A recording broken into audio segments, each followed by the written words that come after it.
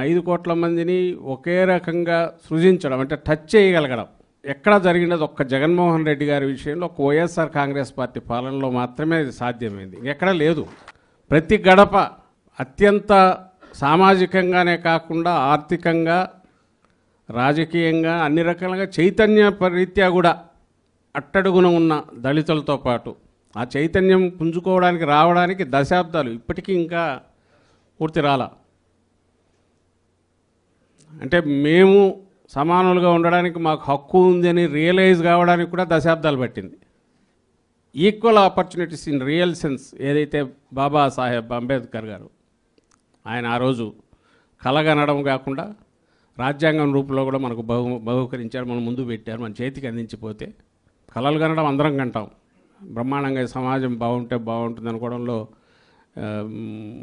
ఏమంటారు ఆదర్శప్రాయంగా ఆలోచించే వాళ్ళు ఉంటారు, సంఘ సంస్కర్తలు ఉన్నారు. కానీ వాళ్ళు చేయగలిగింది కొంత చేస్తే రాజకీయంగా అధికారంలోకి వచ్చిన వాళ్ళు కొన్ని అంశాలు మాత్రమే సృజించగలిగారు. అది ఒక్క జగన్మోహన్ రెడ్డి గారు మాత్రమే ఇన్ని దశాబ్దాల తర్వాత రాజ్యాంగం వచ్చిన తర్వాత భారతదేశానికే కాదు ప్రపంచంలో ఏదైనా సరే అసమానతలున్న సొసైటీని ఈక్వాలిటీకి తీసుకురావడానికి ఒక కరదీపికలాగా భారత రాజ్యాంగం అంబేద్కర్ గారు మనకిచ్చింది. ఆ రాజ్యాంగం ఏదైతే ఉంది దాన్ని ఆచరణలో దాని స్పిరిట్ను పూర్తిగా అవగాహన చేసుకొని 5 ఏళ్ల కాలంలోనే దాన్ని పూర్తిగా అమలు చేసే ప్రయత్నం చేసి అందులో చాలా వరకు విజయం సాధించిన నాయకుడు ఎవరంటే జగన్మోహన్ రెడ్డి గారు. ఇందులో డౌట్.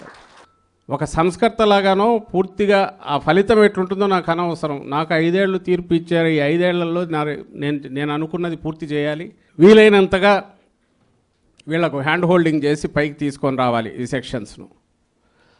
ఈ పునాదులు వేసినవి వాళ్ళ భవిష్యత్తు వాళ్ళు రాసుకునే రకంగా వీళ్ళకందరికీ అందుబాటులోకి తీసుకొచ్చి అప్పుడే నా జన్మ సఫలమవుతుంది అనుకొని ఆయన చేసిన ఎఫర్ట్స్ అది సిన్సియర్గా నిబద్ధతతో చేసినందుకు నాయకత్వం నాయకులు కింది స్థాయి వరకు అందరూ కూడా దీంట్లో కలిసి రాగలిగారు. ఇది ఎక్కడి నుంచి వచ్చిందంటే బహుశా ఆయన నిబద్ధత నుంచి వచ్చింది. ఆ మొక్కవోని దీక్ష దాన్ని ఇది నమ్మిన దానికి ఎక్కడ కాంప్రమైజ్ కాకుండా నిలబడడం వల్ల వచ్చింది. దీనికి తగినట్టు మిగిలిన వారిని మౌలు చేసుకునేందువల్లే ఈరోజు వైఎస్ఆర్ కాంగ్రెస్ పార్టీ అంటే అది ఏ విభాగమైనా సరే ప్రజల పక్షాన్ని నిలబడడంలో మన పక్షపాతం ఏ వైపు ఉంటుంది అంటే పేదల పక్షాన ఉంటుంది అనేది కూడా గుండె మీద చేయి వేసుకొని కాళ్ళు రెగడేసి మరీ చెప్పగలుగుతున్నాం. వేరే వాళ్ళు సంవత్సరం కూడా తిరగకముందే ఎక్కడ బయటికి రాలేని పరిస్థితి వచ్చింది అటువైపు. ఎందుకంటే రావడమే ఒక మోసపూరితమైన ఆలోచనతో. గతానికి ఇప్పటికి తేడా ఏంటంటే మోర్ ఫైన్ ట్యూన్ చూసి ఈసారి ఈ దోపిడీని ఎవడన్నా ప్రశ్నిస్తాడేమో అని ముందే ఆ సోకాల్డ్ రెడ్ బుక్ అనే దాన్ని తీసుకొచ్చి నోరు ఎత్తితే ఎక్కడికక్కడ ఎట్లా కేసులు పెట్టాలనే ఆ ధోరణిలో అది కొత్తది తీసుకొచ్చాయి. దాని ద్వారా తప్పుడు కేసులు వీటిని పెట్టి ఇంకో పక్క పట్టపగలే దోపిడీ దాంట్లో కొత్త విధానాలు తీసుకొచ్చి ఈ 10 నెలలు నడిపారు. బహుశా ఇట్లే ధీమా ఉంటే మళ్ళీ ఎన్నికలు వచ్చేంతవరకు మాదే కదా అనే ఓ ధీమా వాళ్ళకు ఉండొచ్చు. వైఎస్ఆర్ కాంగ్రెస్ పార్టీ అంటే ఆయన మాటల్లో చెప్పినట్టే నా ఎస్సీ, నా ఎస్టీ, నా బీసీ, నా మైనారిటీ అని ఏదైతే చెప్తున్నారో అది అట్లాగే కంటిన్యూ అవుతుంది. మేము దేవుడిగా భావించే అంబేద్కర్ అది ఎప్పుడు జనసమ్మర్దంతో బాగా ఉండాలి. రాష్ట్రం ఎక్కడి నుంచి వచ్చినా అది ఒక టూరిస్ట్ ప్లేస్గా కూడా ఉండాలి. సో వచ్చిన వాళ్ళు ఖచ్చితంగా అక్కడికి వచ్చి పోయేట్టు మనం ఏర్పాటు చేయాలని ఆలోచనలు చేశారు తప్ప అక్కడి నుంచి తీసైతే పక్కన పెట్టాల. అది ప్రభుత్వమే చేపట్టింది. మనకున్న అంత దీంట్లో కూడా చేపట్టి పూర్తి చేయాలనుకున్నారు, పూర్తి చేశారు. సో దాంట్లో ఏం కనిపిస్తుంది?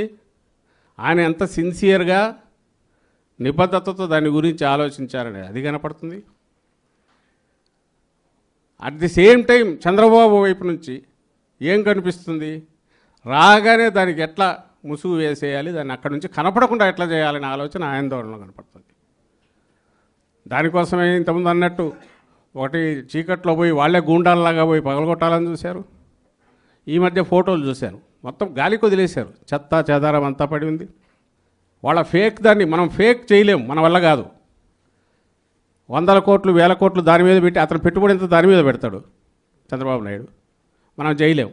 మనది ఆర్గానిక్, మనది రియల్.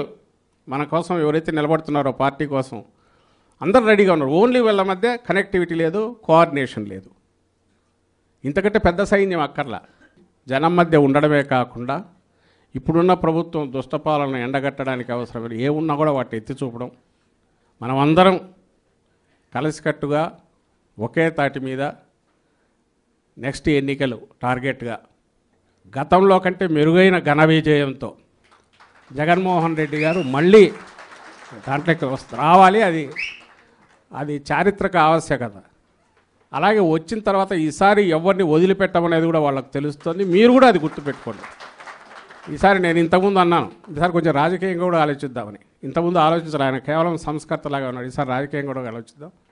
మన వాళ్ళని మనం ప్రొటెక్ట్ చేసుకోవడమే కాదు, మన వాళ్ళని ఇబ్బందిని పెట్టిన వాళ్ళను ఆ ఇబ్బంది ఎట్లుంటుంది అనేది రెండింతలుగా వాళ్ళకు చూపించే కార్యక్రమం కూడా మనం ఖచ్చితంగా చేయాల్సి ఉంటుంది.